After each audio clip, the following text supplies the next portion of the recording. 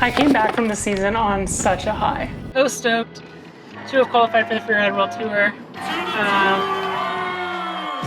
Something that I kind of dreamed up in my head and worked really hard for, and 2 years later, here I am. So now it's time to put in the work and get studying and do everything I can to do my best out there.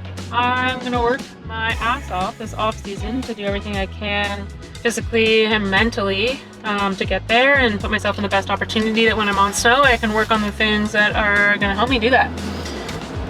I truly had the most wild last 6 weeks of my season, filming, traveling, competing.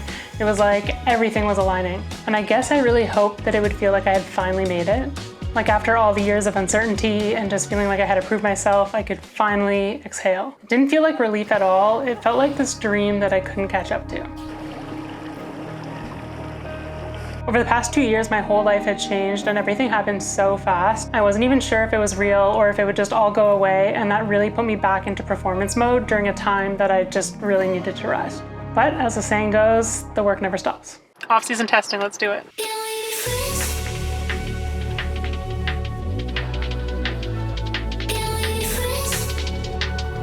Okay, you're gonna stand on top of the 15-inch box, roll left and jump. Okay, and then we'll do the same thing on your left. We measure impact forces into the force plates. Okay, we measure obviously the difference between left and right side, and then we measure contact time, so how much time you spend on the ground versus how much time you spend in the air. Okay, and from that we'll get what's called the reactive strength index. 43. So there's a gap there. Oh no. Go, go, go, go, go. The left side, it's not doing the same thing as the right side. We want things to converge. Yeah. Okay. Go. Push, push, push. Go. Pull, pull, pull, pull. Okay, testing done. Now I'm on my way to go visit my abuela. It is kind of crazy. I haven't seen her in 6 weeks. Actually, I'm pretty sure that is the longest I've ever not seen her since she moved to Canada. For me, that's the hardest part of the season, is just being away from my dog and abuela, and like, I don't know. I just always I just worry about my people and I miss them and I feel bad and I feel guilty for not being there for them during the winter as much, but just really prioritize that over the summer. When it came to pain and injuries during the season, I didn't really feel much. Whether it was like hard crashes or long days or just the stressful things going on in my personal life, I really just had to manage it as best I could, lock in, keep going, and then not really having that much time to process in the moment. And this year, that's what really caught up to me. When I came home, literally everything hurt. Like my shoulders were so inflamed, I could barely throw the ball for my dog or sleep. And I couldn't remember like a specific fall or injury. Of course, my first instinct was to do what I've always done, which is, set a challenge with my rehab, push harder, work on other things, keep proving how resilient I am. So it's gonna be a big off season. Here's how I'm training for it.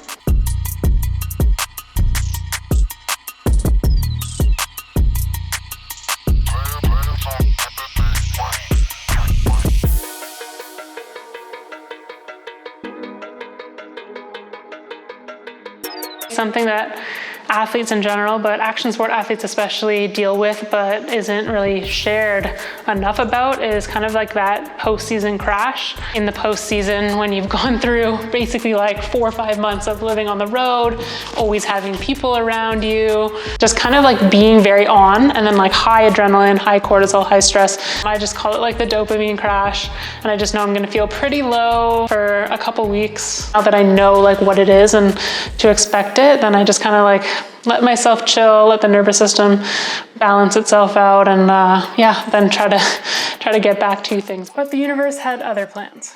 It was like whenever I'd recover from one thing, something else would happen. I got really sick, and that gave me some time to heal my shoulder. Once that was better, boom, I got a concussion. Once I could finally train again after that, I had a knee injection. All right, I guess it's time to go get the PRP on my knee. I do not like injections, so I'm pretty nervous, but hopefully it's gonna make my knee better and let me keep performing at a high level for a long time to come. So My identity around training really had to shift. Rather than chasing big lifts, it was more so working on the imbalances and the little things that would make my riding better, which also came with having to accept losing strength and losing muscle and giving my joints a bit of a break. Outside of training, what scared me most about how I was feeling was that I had reached this level, but I still felt like I needed to prove myself. And it's like, when does that ever end? If my worth is always tied to doing more, pushing harder, earning the next thing, then the ground just never feels stable. It's like, okay, I had all these amazing opportunities and I just wanted to be present to live them, but I felt like I couldn't because my nervous system was still in survival mode telling me that I had not done enough. It's really hard to build a life and stability around something so uncertain. When you're 17, it can look all fun and glamorous, but at 32, when you have adult responsibilities and you want to build a life and a family and a career, it gets really stressful. Connecting with the next generation helps remind me of the joy and that it's not that serious, and I'm glad I got the chance to do that this summer. Testing. Ooh, let's go. Hey girls, if you're here for the ride day, we're gonna meet up here at the half pipe.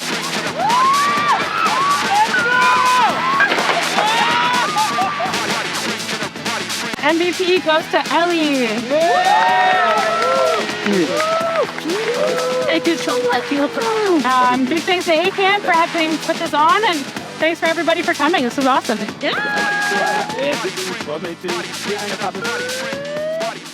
I know a lot of snowboarders and action sport athletes can relate to this, but especially for women athletes, there's just not the same support to be able to build a personal life outside of pursuing being the best at your sport. It's really made me feel like I have to be everything everywhere all at once and do it perfectly or else I'll lose it.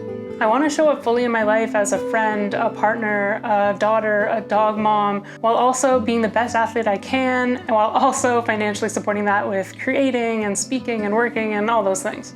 Sometimes it might look like I have it all put together in all those aspects, but the truth is I am very emotionally sensitive, and the highs and lows of balancing all that take a big toll on my nervous system. And it wasn't until I slowed down that I realized just how much. They say you don't realize how heavy what you're carrying is until you start to let it go, and that really rang true for me this year. It was this big moment of recognizing I had been in survival mode for so long, and I had gotten really, really good at it, but it kept putting me in a position where holding everything together meant abandoning myself. To be honest, this off-season has been really tough mentally. In sports, traditionally, we think you're grinding, you're lifting more weights. That's the only way to get better. Sometimes getting better is doing the more emotional work, moving my body in new ways that feel good, exploring different joint range of motions, meditating more, journaling more, trying to build some more grounding practices. Those are things that are gonna really help me get through long seasons on the road. Okay, one last thing. Sometimes it's hard to see progress when you're working on something that can't be seen. So if that's what you're working on, I just wanna say I see you. You are making progress, and I'm proud of you. I'm proud of myself. When everyone asks me about my trip to Chile, I always say that it was some of the best riding I've ever done, but also the most amount of crying. I guess nothing feels more like the true human experience than simultaneously experiencing immense joy and heartbreak at the same time. Snowboarding can be such an escape and such a great place to escape the noise in your mind.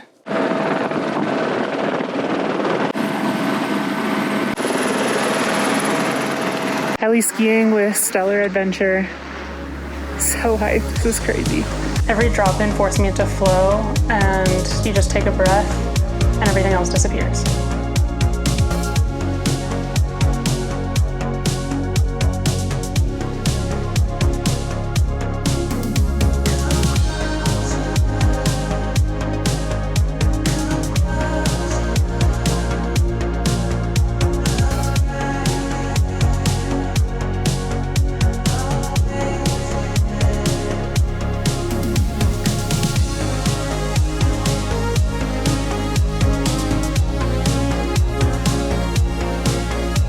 I'm gonna go right down to the helicopter.